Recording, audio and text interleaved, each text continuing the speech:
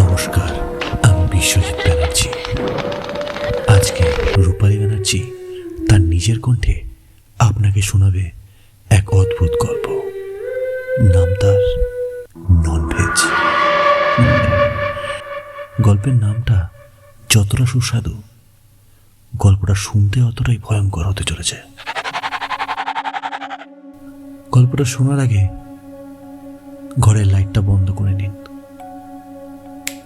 চোখটা বন্ধ করে কানে হেডফোন গুঁজে গল্পটা শুনবেন। তাহলে বুঝতে পারবেন গল্পের গভীরতা কোথায়। চলুন শুরু করা যাক। নমস্কার, আমি রূপালী ব্যানার্জি। চলুন তাহলে গল্পটা শুরু করা যাক। রাত 8টা। গ্রামের শেষ প্রান্তে এক অচেনা রেস্তোরাঁর দরজায় ঝুলছে সাইনবোর্ড। নাম সুধীর ভোজনালয়, ননভেজ আইটেম বিশেষ। জায়গাটি অদ্ভুত নিস্তব্ধ। লোকজন বলে এখানে রাতে খাবার খেতে আসে যারা, তাদের অনেকেই আর ফিরে যায় না। তবে দাম কম, খাবারের গন্ধও তীব্র, তাই রিস্ক নিয়েই আসে কেউ কেউ। আমি অমিত, কলকাতা থেকে এখানে এসেছি আমার বন্ধুর পরামর্শে। আমায় টানে রহস্য, অচেনা জায়গার। রেস্তোরাঁর ভেতরে ঢুকতেই ঠান্ডা একটা বাতাস যেন হাড়ের ভেতর দিয়ে ঢুকে গেল। একটা বয়স্ক লোক সামনে দাঁড়িয়ে হাসল, চোখে অদ্ভুত এক শূন্যতা। কি খাবেন বাবু? চিকেন, মটন না বিশেষ ননভেজ? তার সেই কথাটা কেমন যেন মনের ভেতর ঢুকে গেল। কৌতূহল চাপতে পারলাম না। বিশেষ ননভেজ কি? লোকটা গম্ভীর গলায় বলল, খেলে বুঝতে পারবেন। একবার আসল স্বাদ পেলে ভুলতে পারবেন না। আমি সাহস করে বিশেষ ননভেজটা অর্ডার দিলাম।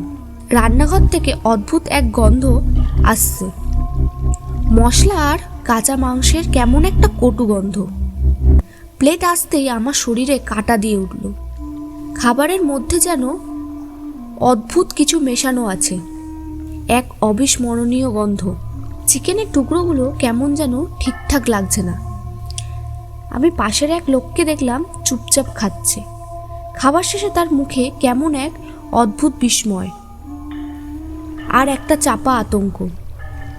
বিল মিটিয়েই বেরিয়ে গেল সে, কিন্তু হঠাৎই কিছুক্ষণের মধ্যে বাইরে থেকে তার চিৎকার শোনা গেল,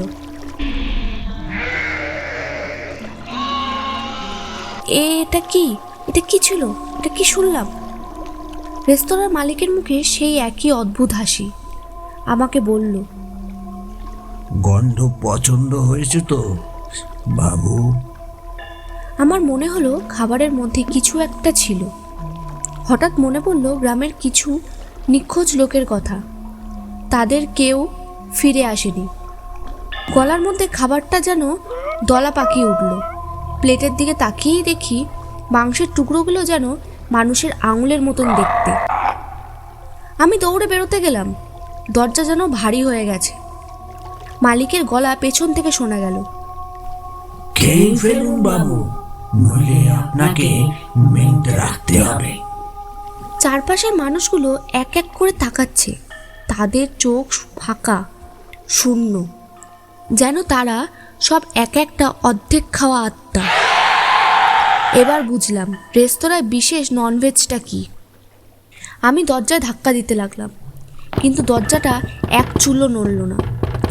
রেস্তোরাঁর ভেতরে বাতাস ভারী হয়ে উঠেছে। আশেপাশে লোকগুলো তাদের প্লেট ছেড়ে উঠে দাঁড়াচ্ছে। তাদের চোখে শূন্যতা আর ঠোঁটে বিকৃত হাসি, যেন সবাই আমাকে একটা শিকার হিসেবে দেখছে। মালিক ধীরে ধীরে আমার দিকে এগিয়ে এলো, হাতে একটা ধারালো ছুরি, তার গলায় ফিসফিসানি। আমাদের বিশেষ মেনু জোগান তো চাই বাবু। নতুন ননভেজ অতিথি না এলে ব্যবসা চলবে কি করে? আমার হাত পা অবশ হয়ে আসছিল, মাথার মধ্যে হাজারটা চিন্তা ঘুরপাক খাচ্ছে। এই জায়গা থেকে বেরোতেই হবে। হঠাৎ চোখে পড়ল রান্নাঘরের দিকে একটা ছোট জানলা খোলা। সেটাই আমার একমাত্র রাস্তা বলে মনে হচ্ছে। আমি আচমকাই রান্নাঘরের দিকে ছুট দিলাম। মালিক চিৎকার করে উঠল, পাকড়াও করো। পেছন থেকে কার হাত আমার জামা আঁকড়ে ধরল, কিন্তু ভয় আর বাঁচার তাগিদে এক ঝটকায় নিজেকে ছাড়িয়ে নিলাম। রান্নাঘরের ভেতরে ঢুকেই সেই জানলার দিকে ঝাঁপিয়ে পড়লাম। আছড়ে পুড়ে জানলা বেয়ে কোনো মতেই বেরিয়ে এলাম ওই ভয়ঙ্কর রেস্তোরাঁ থেকে। বাইরে এসে দেখি রাত গভীর, জঙ্গলে ঘেরা রাস্তাটা ভৌতিক লাগছে। পেছনে তাকাতেই দেখতে পেলাম রেস্তোরাঁর জানলার ভেতর থেকে অসংখ্য শূন্য চোখ আমার দিকে তাকিয়ে আছে, তাদের ঠোঁটে সেই বিকৃত হাসি। আমি দৌড়াতে শুরু করলাম। শ্বাস নিতে কষ্ট হচ্ছে, কিন্তু থামতে পারবো না। বহুক্ষণ দৌড়ানোর পর যখন মনে হলো আমি নিরাপদ দূরত্বে এসেছি, তখন হাঁটু গেড়ে বসে পড়লাম। খুব জল তেষ্টা পেয়েছে আমার। হাঁফানিটা যেন থামছে না। রাতে চারিদিকে চিচি পোকার ডাক আর শিয়ালের ডাক শুনে মনে হচ্ছে যেন সোজা নরকে এসে পড়েছি। কিন্তু তখনই গায়ে একটা ঠান্ডার শিহরণ অনুভব করলাম। কোনো অচেনা গন্ধ, রক্ত আর পোড়া মাংসের গন্ধ। আস্তে আস্তে ঘাড় ঘুরিয়ে পেছনে তাকালাম। রেস্তোরাঁর মালিক আমার সামনে দাঁড়িয়ে, ঠোঁটের কোণে সেই ভয়ঙ্কর হাসি আর হাতে সেই ছুরি। বাবু, রান্নার তো শেষ হয়নি, এবার মেনুতে যোগ দেওয়ার সময় হয়েছে।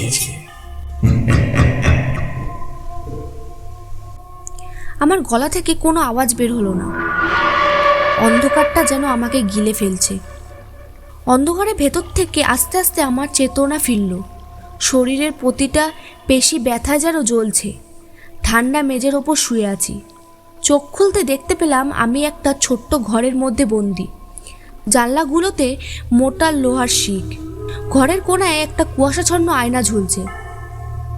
আমি আয়নার সামনে গিয়ে দাঁড়ালাম।